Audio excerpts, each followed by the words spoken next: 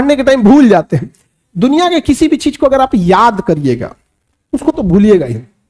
जब आप इलाहाबाद में शुरू में आए होंगे तो जिस एरिया में आप रहते होंगे ना, उसके गली मोहल्ले को थोड़ा थोड़ा कभी कभी भूल जाते होंगे। धीरे धीरे याद हो गया, 10-15 दिन में क्या हो जाता है, याद हो जाता है, फिर नींद में भी चल जाएंगे।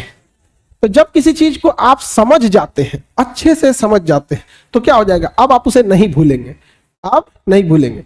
जैसे अपने किसी रिलेटिव को भी आदमी देखिएगा, किसी चीज को अगर आप अच्छे से समझ गए रहते तो नहीं भूलते। तो पढ़ाई में बच्चे में क्या होती है, इस जिस एज में आप कोई चैप्टर पढ़िएगा उस दिन तो याद ही रहेगा वो।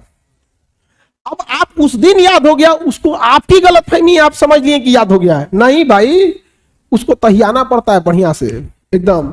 जैसे आज पढ़ लिए यहाँ पे, तो आज तो दुनिया का कोई सब्जेक्ट उठा के देंगे तो आप पढ़ेंगे। यहाँ पे आपके सामने 20 बार पंडित जी कोई श्लोक बोलेंगे तो आपको याद हो जाएगा, लेकिन फिर 10 दिन बाद भुला जाएगा, लेकिन उनको तो याद ही रहेगा।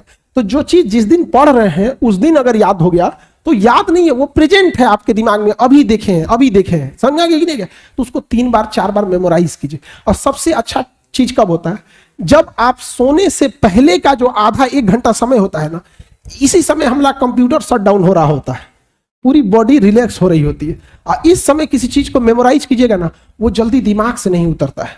और आपको पता है इस समय आप लोग किसको याद कर रहे होते हैं, और वो पक्का दिमाग से नहीं उतरती होगी, नहीं है।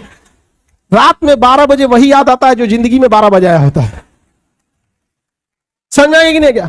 तो कोशिश कीजिए कि जब आपका कंप्यूटर शट डाउन हो रहा है, वो सबसे बेस्ट टाइम होता है डाउनलोड मारने के लिए, समझा?